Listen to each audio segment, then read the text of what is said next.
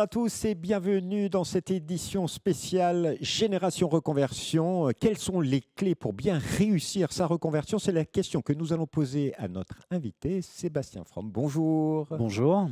Vous êtes responsable de centre à la direction régionale de l'APEC Île-de-France. Alors, avant de vous poser les questions clés, l'APEC en deux mots, comment la présenter? En deux mots, en trois missions? Trois missions: l'accompagnement de l'évolution professionnelle des cadres et des jeunes diplômés, l'accompagnement des entreprises et notamment les TPE-PME dans leurs projets de recrutement, et une troisième mission qui est une mission stratégique d'observatoire du marché de l'emploi. Voilà, justement, quand on parle reconversion, il faut bien voir quels sont les métiers d'avenir. Justement, sur ces grands bouleversements, quel regard portez-vous sur le marché de l'emploi aujourd'hui? Alors aujourd'hui, si on se projette un peu, le monde du travail, il va être percuté par quatre grands chocs. Le premier, on le vit tous, c'est le choc de la transition numérique et le développement de l'intelligence artificielle. Le second, qui concerne globalement la transition écologique et l'impact de la transition écologique sur les métiers. Le troisième, qui est celui qu'on soupçonne peu ou pas, c'est le choc démographique, avec une population active très vieillissante, une natalité en baisse et donc moins de jeunes, et un quatrième qui est l'évolution du rapport au travail. Et ces éléments-là impactent les projets d'évolution des cadres et des jeunes, et du coup leur projet de reconversion. Et alors, on parle de nouveaux métiers. Il y a vraiment de nouveaux métiers qui se lancent avec ces... Alors, il y a des métiers qui se transforment, et plus qu'ils ne changent, il y a des métiers, si je prends celui de la transition écologique, il y a à la fois les métiers verts, qui ont une finalité très en lien avec l'environnement, et là, oui, il y a des choses qui apparaissent, mais il y a aussi plein de métiers qu'on va dire verdissants, c'est des métiers qui existent déjà dans l'entreprise, mais qui sont impactés par la transition écologique. Donc ça, effectivement, et puis sur les sujets de data, d'IA, effectivement, il y a des nouveaux métiers qui apparaissent, mais c'est surtout aussi une vraie transformation des métiers existants. Une vraie transformation des métiers, donc on se reconvertit soi-même dans son entreprise, sur son propre emploi. Mais aujourd'hui, il faut dire à ceux qui nous écoutent que la reconversion, c'est un passage obligé dans toute carrière, désormais. Dans une carrière, aujourd'hui, on va faire 3 à 4 métiers différents. Donc la question, à un moment donné, de l'évolution professionnelle et de la reconversion, clairement, va se poser. On va travailler aussi plus longtemps, si on est très réaliste, et qu'il est probable, voire très évident, qu'on ne va pas forcément avoir les mêmes envies à 25 ou 30 ans qu'à 50, à 55 ou 60. Voilà, donc effectivement, pensée reconversion. Alors justement, pour vous, quelles sont les clés de la réussite d'une bonne reconversion, qu'elle soit voulue ou subie? Je crois que le premier sujet, c'est de se faire accompagner. On est rarement très objectif tout seul. On peut avoir la pression de l'entourage familial ou soi-même ses croyances limitantes.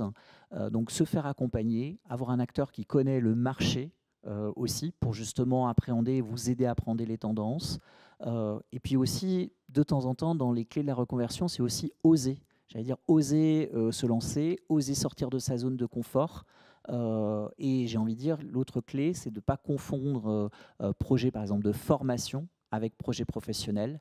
La formation, c'est un moyen d'accélérer la réussite de la reconversion. Ce n'est pas la reconversion. D'accord. Et alors, il faut prendre le temps quand même ou pas? C'est toujours la vraie question. Alors, déjà, oui, je dis on va changer de métier. Pour autant, les projets de reconversion, ce sont des projets de vie. Donc parfois, prendre le temps, notamment sur les premières étapes de la reconversion, que sont le diagnostic et l'exploration, ça me semble indispensable.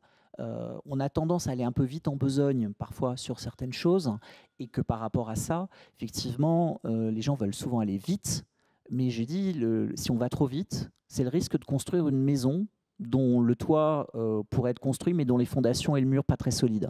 Voilà. Et alors, pour les cadres qui nous écoutent, puisque vous vous occupez de l'emploi des cadres et vous accompagnez des cadres, l'APEC, vous pouvez accompagner, comment vous accompagnez ces cadres qui sont en reconversion, voulue ou subie? Alors, très clairement, on a beaucoup de cadres qui pensent au sujet de reconversion. Il y a un cadre sur 3 qui pense à se reconvertir. Il y en a un peu moins de 10% qui passent à l'acte.